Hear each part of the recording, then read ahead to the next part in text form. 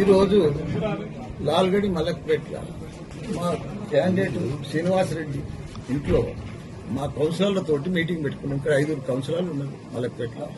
వాళ్ళతో 1 by 1 మాట్లాడుకున్నాం. కౌన్సిలర్ల meeting పెట్టుకున్నామని నేను మా మల్కాజ్గిరి ఎమ్మెల్యే ఇన్ఛార్జ్ పిటిఆర్ గారు చేసిన ఇన్ఛార్జ్ ఇద్దరం వచ్చి కూర్చొని మా మీటింగ్ పెట్టుకుంటే దానికి పెద్ద ఎత్తున నేను నా కారు వచ్చేది చూసి, నేను ఇంట్లోకి వచ్చేది చూసి, నా కారును చూసి ప్రచారం బండి పంపించి పెద్ద ఎత్తున సౌండ్ పెట్టి ½ an hour ఫుల్ సౌండ్ పెట్టి నడిపిస్తుంది. అయ్యా మా వాళ్ళు పోయి అడిగి రిక్వెస్ట్ చేశారు, మా మీటింగ్ నడుస్తుంది మీరు ఇది చేయండి అని చెప్తే కూడా ఇంకా ఎక్కువ పెట్టి ఇంకా చేసేసి పోయింది. మా వాళ్ళంతా రిక్వెస్ట్ కూడా చేస్తే వాడు ఏం చేసాడు, బండికి తాళం వేసి సౌండ్ పెట్టి వెళ్ళిపోయాడు. వెళ్ళిపోతే మా వాళ్ళు ఏం చేశారు, ఆ వైరాన్ని తీసేస్తే సౌండ్ తక్కువ అవుతుంది తీసేందుకు పోయి ఇవి అక్కడికి వెళ్ళి వచ్చి దబా దబా దబా దబా కొడుతూనే ఉన్నారు. ఆయన ఎత్తి వల కొడుతూనే ఉన్నారు, రాళ్లు తీసుకొస్తూనే ఉన్నారు. మనుషులు లోపలిదా కూరుకొచ్చారు. మా వాళ్ళు కూడా ఎక్కడ మా వాళ్ళు తక్కువ ఉన్నారు. వాళ్ళు 100 మంది వచ్చి దర్వాజా నూకారు. మా వాళ్ళు గన్మెన్లు అంతా దర్వాజా కడ కాపలు నిలబడి దర్వాజా బంద్ చేసి కూర్చున్నారు.